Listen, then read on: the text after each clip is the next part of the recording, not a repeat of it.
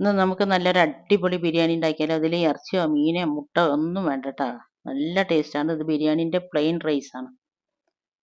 ഇതിൽ ഇറച്ചി ഉണ്ടോയെന്ന് തിരയും. അത്രയ്ക്ക് നല്ല മണത്തോടും നല്ല രുചിയോട് കൂടിയിട്ട് ഇതെങ്ങനെ ഉണ്ടാക്കണമെന്നൊന്ന് കണ്ടു നോക്കിയാലോ.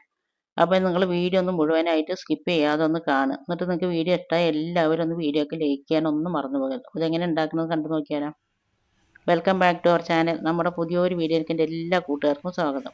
ആദ്യം തന്നെ ഞാൻ 4 ഉള്ളി എടുത്ത് തോലൊക്കെ കളഞ്ഞതിന് ശേഷം കഴുകിയിട്ട് കനല്ലാതെ മുറിച്ച് വെച്ചിട്ടുണ്ട്. പിന്നെ ഒരു 4 കപ്പ് അരി എടുത്ത് നല്ലപോലെ 2, 3, 4 പ്രാവശ്യം കഴുകിയിട്ട് അത് വെള്ളം ഒഴിച്ചോടെ കുതിരാൻ വേണ്ടി മാറ്റി വെച്ചിട്ടുണ്ട്. ഇനി നമുക്ക് ബിരിയാണിൻ്റെ മസാല ഉണ്ടാക്കാം. അതിന് ഞാനൊരു ചട്ടി അടുപ്പിൽ വെച്ചിട്ടുണ്ട്. ഫ്ലെയിം ഓൺ ആക്കിയിട്ട് മീഡിയം ഫ്ലെയിമിലാണ് വെച്ചിരിക്കുന്നത്.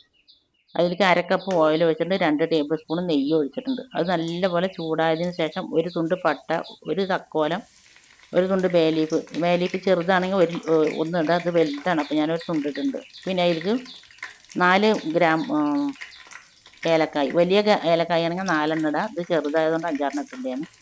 അതുപോലെ തന്നെ ഗ്രാമ്പും വലുതാണെങ്കിൽ 4 എണ്ണം. എന്നിട്ട് ഇതെല്ലാം പാടെ നല്ലപോലെ ഒന്ന് പൊട്ടി അതിൻ്റെ ഫ്ലേവറൊക്കെ ഒന്ന് വരും. നല്ലപോലെ പൊരിഞ്ഞിട്ട് അതിൻ്റെ ഫ്ലേവർ കൊണ്ട് വരുന്ന സമയത്ത് നല്ലൊരു മണം ഉണ്ടാവും കേട്ടോ.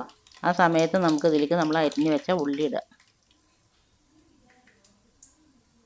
ഉള്ളി അരിയുമ്പോൾ നല്ല കനല്ലാണ്ട് തന്നെ അരിഞ്ഞെടുക്കുക. അപ്പോൾ നമുക്ക് പെട്ടെന്നത് ഉള്ളി വഴന്ന് കിട്ടും. എന്നിട്ട് ഉള്ളി ഇട്ടിട്ട് ഞാൻ നല്ലപോലെ ഒന്ന് വഴറ്റിയിട്ടുണ്ട്. കുറച്ച് നേരം ഒന്ന് വഴറ്റിയതിന് ശേഷം പിന്നെ അത് പെട്ടെന്ന് വഴന്ന് വരാൻ വേണ്ടിയിട്ട് ഞാൻ അതിലേക്ക് കുറച്ച് ഉപ്പ് ഇടുന്നുണ്ട്. ഉപ്പ് ഇട്ട് പറഞ്ഞാൽ പെട്ടെന്നൊന്ന് വഴന്ന് കിട്ടും. അപ്പോൾ നമ്മൾ ഉള്ളി ഇട്ട ഉടനെ തന്നെ ഇടരുത് കേട്ടോ. ഉള്ളി ഇട്ട ഉടനെ തന്നെ ഇട്ട് പറഞ്ഞാൽ നമ്മൾ ഇങ്ങനെ വഴറ്റണ ആ ടേസ്റ്റ് അങ്ങനെ ഉള്ളി ഇട്ട് കൂടുമ്പോൾ ഉപ്പ് ഇട്ടിട്ട് വഴറ്റിയിട്ടുണ്ടെങ്കിൽ ഉണ്ടാവില്ല. അല്ലെങ്കിൽ നിങ്ങളൊന്ന് ചെയ്ത് നോക്കിയിട്ട് ഒന്ന് പരീക്ഷിച്ച് നോക്കിയിട്ട് അതിൻ്റെ എന്താണുള്ളതെന്ന് താഴെ കമൻറ്റ് ബോക്സിൽ അറിയിപ്പിക്കുക. എന്നിട്ട് ഉള്ളി നമ്മൾ നല്ല ഗോൾഡൻ കളറാവുന്നവരെ തന്നെ നല്ലപോലെ വഴറ്റി കൊടുക്കുക. അപ്പോൾ അത് നല്ല ഗോൾഡൻ കളറായി വന്നിട്ടുണ്ട്. അതിന് ശേഷം ഞാൻ അതിലേക്ക് ഒരു കൈപ്പൊടി നിറയെ മല്ലിയില ഇട്ടിട്ടുണ്ട്. പിന്നെ അതിൻ്റെ പകുതി പുതിന ഇല ഇട്ടിട്ടുണ്ട്. പുതിന ഇല ഇവിടെ ഉണ്ടായതാണ് കേട്ടോ. നല്ല ഫ്രഷ് ഇലയാണ്. അപ്പോൾ എന്നിട്ട് നല്ല ഫ്ലേവറാണ്. നമ്മൾ ഈ സമയത്ത് എണ്ണയിൽ മല്ലിയിലയും പുതിന ഇലയും ഇടുമ്പോൾ നമ്മൾ ഉണ്ടാക്കുന്ന ബിരിയാണിക്ക് എത്ര നേരം കഴിഞ്ഞാലും നല്ലൊരു മണം ഉണ്ടാവും. അതിന് വേണ്ടിയിട്ടാണ് എണ്ണയിലിടുന്നത്. ഇങ്ങനെ ചെയ്യാത്തവരൊന്ന് ചെയ്ത് നോക്കി. പിന്നെ നമ്മൾ ഉള്ളി നല്ലപോലെ വഴറ്റുമ്പോൾ നമ്മുടെ ബിരിയാണി എത്ര നേരം പുറത്ത് വെച്ചിട്ടുണ്ടെങ്കിലും ഒരു വലഞ്ഞ പോലെ നൂല് വരെ ഒട്ടുകയോ വഴുവഴുപ്പ് വരെ ഒന്നും ചെയ്യില്ല. ഉള്ളി നല്ലപോലെ വഴറ്റിയതിന് ശേഷം ബിരിയാണി ഉണ്ടാക്കിയാൽ കേട് വരില്ല കേട്ടോ. അതിന് വേണ്ടിയിട്ടാണ് ഉള്ളി നല്ല ഗോൾഡൻ കളറാവുന്നവരെ വഴറ്റിയെടുക്കുന്നത്.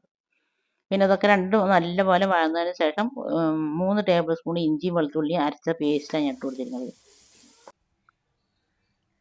ഇഞ്ചി വെളുത്തുള്ളി അരച്ച പേസ്റ്റ് നല്ലപോലെ വഴന്ന് കിട്ടിയിട്ടുണ്ട്. അതിന് ശേഷം ഞാനിത് ഇടുന്നത് 3 തക്കാളിയാണ്.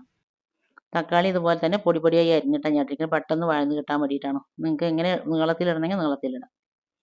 അപ്പോൾ തക്കാളി ഇട്ടതിന് ശേഷം ഇനി ഇത് നമ്മൾ നല്ലപോലെ ഇതും വെന്ത് നല്ല സോഫ്റ്റായിട്ട് കുഴഞ്ഞ് വെന്ത് കിട്ടണം, ഉടഞ്ഞ് കിട്ടണം. അപ്പോൾ അത് നമ്മളിട്ട തക്കാളി നല്ലപോലെ ഉടഞ്ഞിട്ട് വെന്ത് നല്ലപോലെ എണ്ണയൊക്കെ തെളിഞ്ഞ് വന്നിട്ടുണ്ട്. ഏതൊന്നും ഇടുകയാണെങ്കിലും നല്ലപോലെ വഴറ്റിയിട്ട് എണ്ണ തെളിഞ്ഞ് വരുന്നവരെ വഴറ്റി കൊടുക്കുക. അപ്പോഴാണ് നമ്മുടെ ബിരിയാണിക്ക് നല്ലൊരു ടേസ്റ്റ് ഉണ്ടാകുക.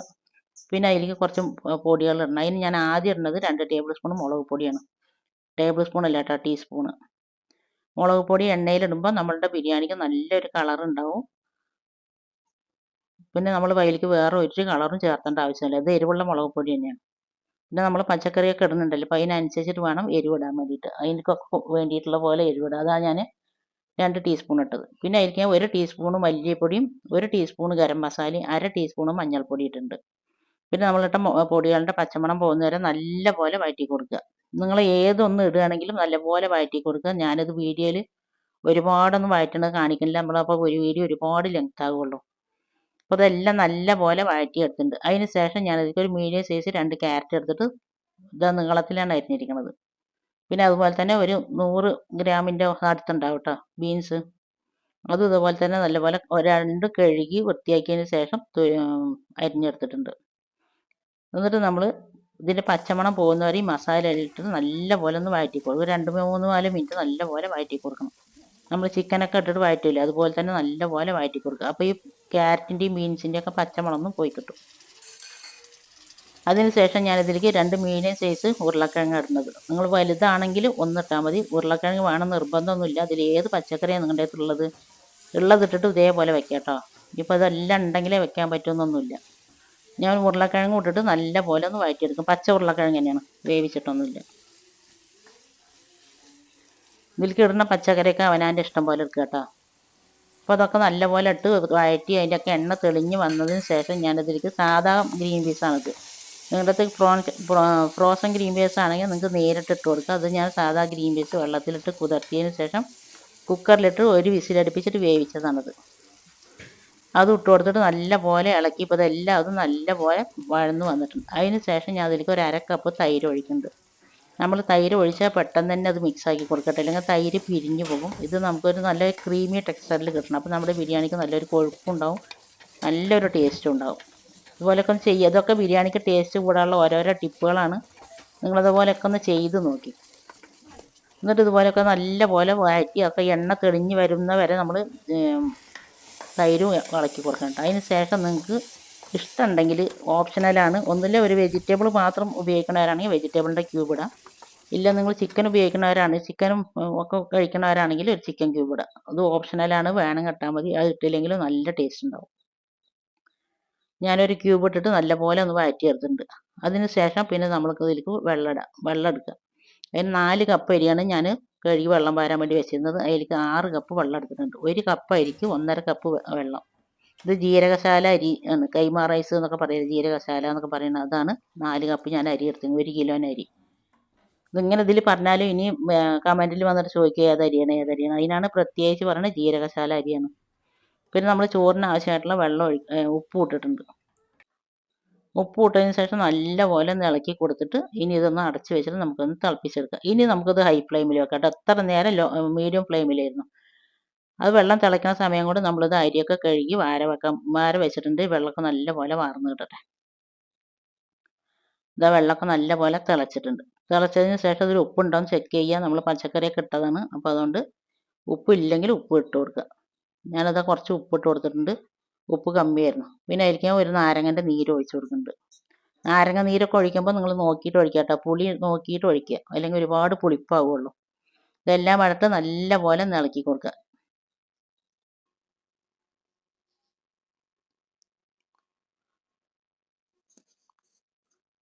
നല്ലപോലെ ഇളക്കിയതിന് ശേഷം ഞാൻ അതിലേക്ക് കുറച്ചും കൂടി മല്ലിയില ഇടുന്നുണ്ട്. മല്ലിയില ഇടുമ്പോൾ ഈ വെള്ളത്തിലിടുമ്പോഴും നല്ലൊരു ഫ്ലേവർ ഉണ്ടാവും. മല്ലിയില ഇട്ടതിന് ശേഷം ഇനി നമുക്ക് ഇതിലേക്ക് അരി ഇടാം. നമ്മൾ നല്ലപോലെ കഴുകി വെള്ളം വാരാൻ വേണ്ടി വെച്ചിരുന്ന അരി മുഴുവനായിട്ട് ഇനി ഇതിലേക്ക് ഇടാം. ഇത് 4 കപ്പ് ജീരകശാല റൈസാണ്. അത് നല്ലപോലെ അരമണിക്കൂർ കുതിർത്തതിന് ശേഷം കഴുകി വാര വെച്ചതാണ്. ആദ്യം തന്നെ 3-4 പ്രാവശ്യം കഴുകി എന്നിട്ടാണ് അരമണിക്കൂർ വെള്ളത്തിലിട്ട് കുതിർത്തിയത്. അരമണിക്കൂർ കഴിഞ്ഞതിന് ശേഷം അരിപ്പയിൽ വെള്ളം വാരാൻ വേണ്ടി വെച്ചു. എന്നിട്ട് ആ അരി ഇട്ടതിന് ശേഷം നല്ലപോലെ ഒന്ന് ഇളക്കി കൊടുക്കുക. അരി ഇട്ടുമ്പോൾ നല്ലപോലെ എവിടെയെങ്കിലും കട്ട പിടിച്ചെങ്കിലും വേണ്ടിയിട്ടാണ് ഒന്ന് നല്ലപോലെ ഇളക്കി കൊടുക്കുക.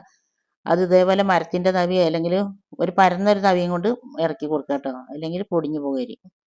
എന്നിട്ട് കുത്തി ഇളക്കരുത്. ഇതേപോലെ ഒന്ന് റൗണ്ട് ചുറ്റിയിട്ട് അങ്ങനെ കാട്ടും. അതിന് ശേഷം ഇളക്കിയതിന് ശേഷം ഇനി ഇത് മൂടി വെക്കുക. മൂടി വെച്ചിട്ട് ഒരു ഹൈ ഫ്ലെയിമിൽ തന്നെ ഇരിക്കട്ടെ. ഹൈ ഫ്ലെയിമിൽ 2-3 മിനിറ്റ് ആകുമ്പോഴേക്കും തന്നെ നല്ലപോലെ ഇത് തിളച്ച് വരും.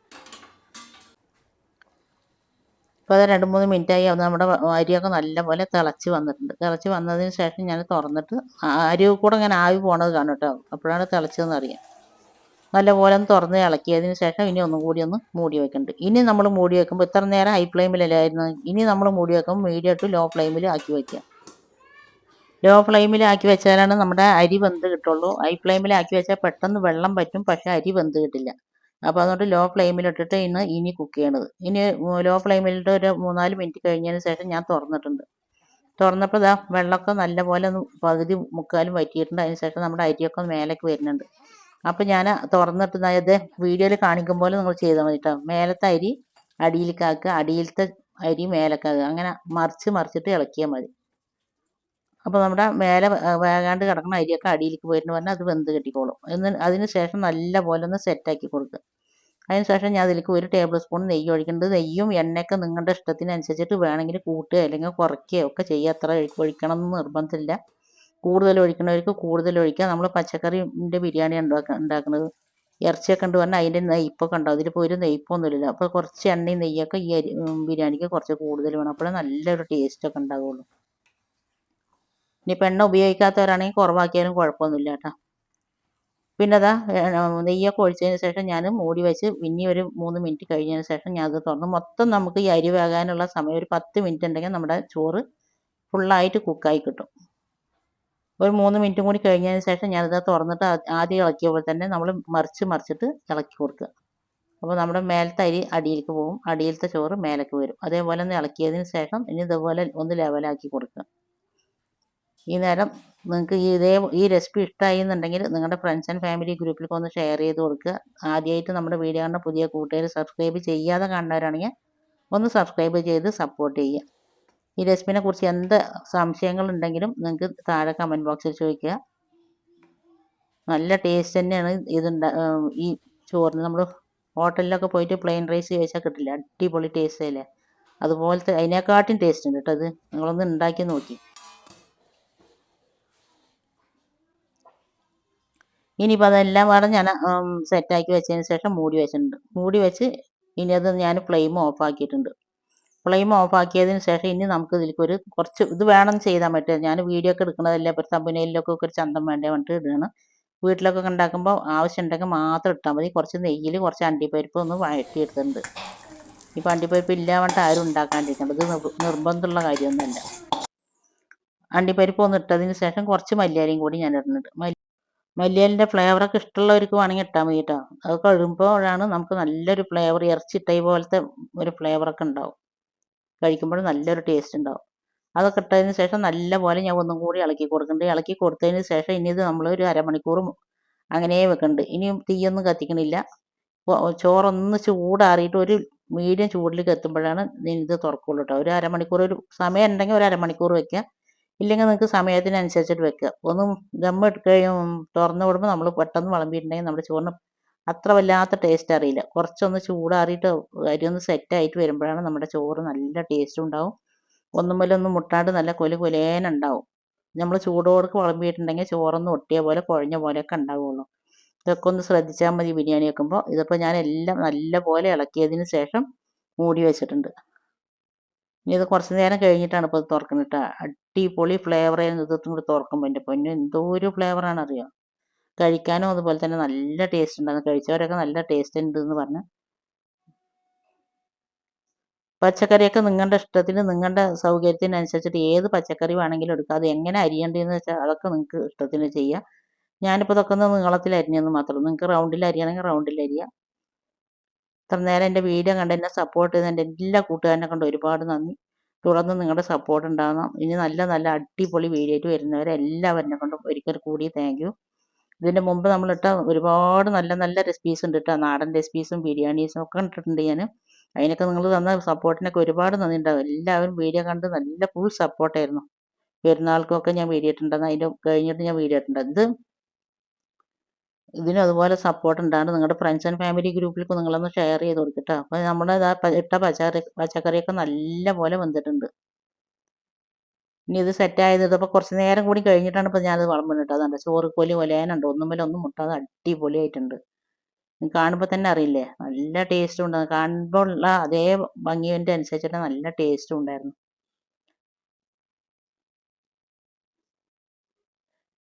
അപ്പോൾ ഞാൻ ഇതിൻ്റെ ഒക്കെ ലിങ്കുകൾ ഞാൻ പ്ലേലിസ്റ്റ് ആക്കി കൊടുത്തിട്ടുണ്ട് കേട്ടോ. കാണാൻ താല്പര്യമുള്ളവർ വീഡിയോ ചാനൽ എടുത്തിട്ട് അതിൻ്റെ മേലെ പ്ലേലിസ്റ്റ് എന്നുള്ളൊരു ബട്ടൺ ഉണ്ടാകും. അപ്പോൾ അതിൽ അമർത്തി പറഞ്ഞാൽ എൻ്റെ എല്ലാ വീഡിയോസും നിങ്ങൾക്ക് വരും, ഓരോന്ന് കിട്ടും. അപ്പോൾ ഓക്കെ, താങ്ക് യു.